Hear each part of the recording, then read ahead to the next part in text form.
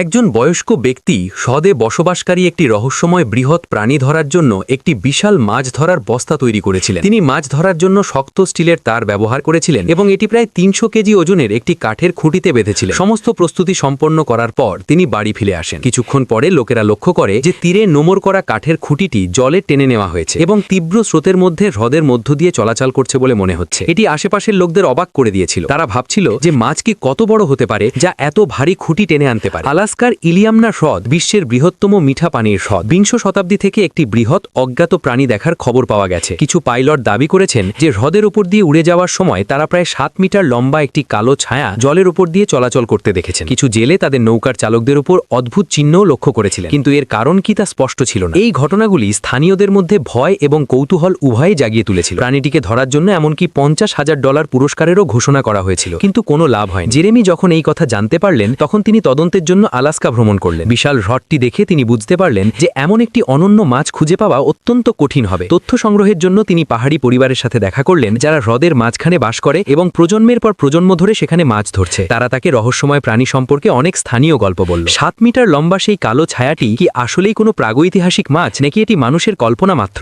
আপনাদের কি মনে হয়? কমেন্টে এখনই জানান।